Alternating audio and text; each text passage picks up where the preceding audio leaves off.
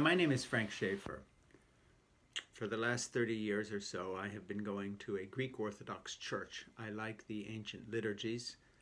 I have had a long journey of faith away from my evangelical right-wing background and into a life of progressive activism, but a deep spirituality rooted in the traditions of the historic church. I note that we are coming up to Orthodox Easter. It is now Holy Week, and Orthodox Easter is later than the Western Easter of the Roman Catholic Church and the Protestants and other Western churches. The point I would like to make is that this Easter is a tragic Easter because Patriarch Kirill of Moscow, the Archbishop of the Russian Orthodox Church, has come out in support of Vladimir Putin's war against Ukraine. Every child killed, every building bombed, every woman raped, every city flattened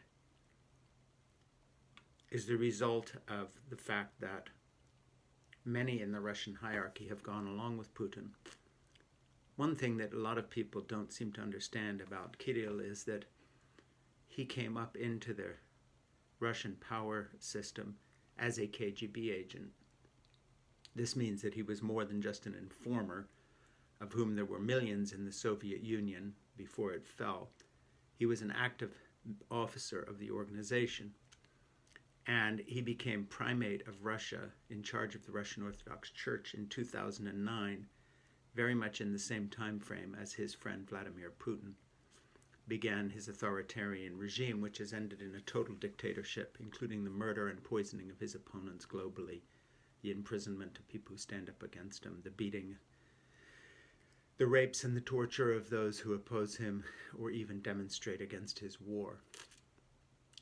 The fact that Archbishop Kirill is a supporter of Putin and has actually helped him come up with the ideology of this somehow greater Orthodox world of the Ukraine and all these other countries that they like to imagine are still part of some Russian empire is tragic. But what is disgusting is that he heads a church that itself was persecuted by Joseph Stalin and by the communist regimes that he himself was part of as a KGB agent, and basically a plant of the Soviet regime into the Orthodox Church that then became the Patriarch.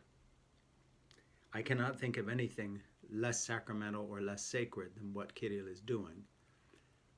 There are Orthodox churches being destroyed, bishops killed, Orthodox children murdered by Russian troops, which these days, sadly, are little more than brutalized children themselves, following a pattern that Russia has long established that began in World War II as they went into Germany, where they were known as the rape army. Hundreds of thousands of German women and even Russian women and people in countries they went through, such as Poland, were raped. This is what they were known for, something that has been hushed up since by their so-called glorious history of the Great War of Liberation. Today has been no different in the Ukraine. What is different now is that a patriarch of the Russian Orthodox Church is supporting this horror. It amazes me that the Greek Orthodox Patriarchate of Constantinople has not stood up and denounced this man and excommunicated him. If there is a hell, he will burn in hell, Kirill will burn in hell alongside of Vladimir Putin, in a chamber reserved for those who have not just come to power, but abused the power of the church itself to commit murder and rape. This is a special kind of crime. It's the crime that was committed in Germany by many Lutherans and Protestants and Roman Catholics who went along with the rise of German fascism.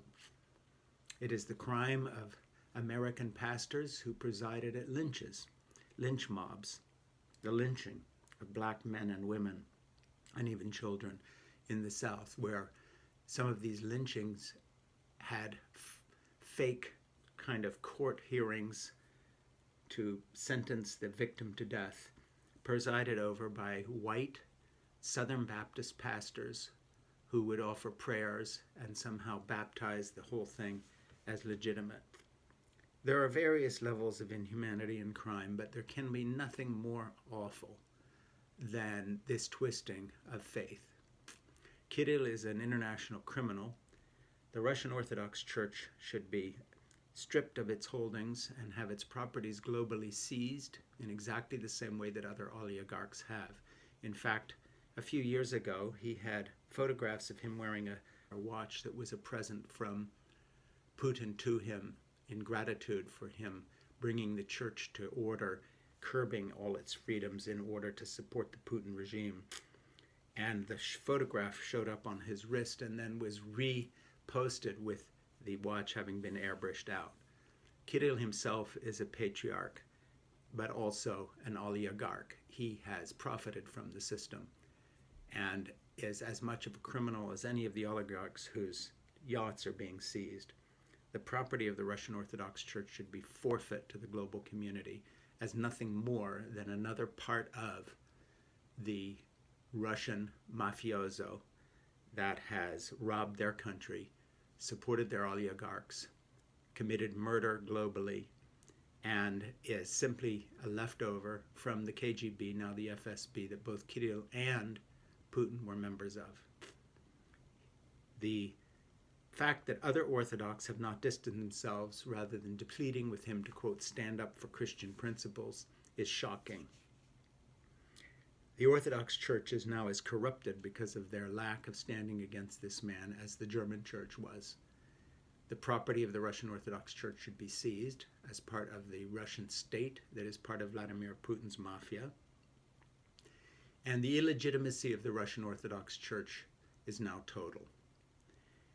And so, as we approach the Orthodox Easter and Holy Week, it is the most unholy week there has ever been. And I would say if the claims of Orthodoxy are true, and I'm not saying they are, but judging by their own theological claims, anyone who would be served communion in a Russian Orthodox Church, given what it is now, is generally thought to be eating and drinking damnation to themselves. This is an unholy church. It is a sacrilege. It is a blasphemy. And the blood of the children of the Ukraine are on the hands of these priests and bishops who are criminals. My name is Frank Schaeffer.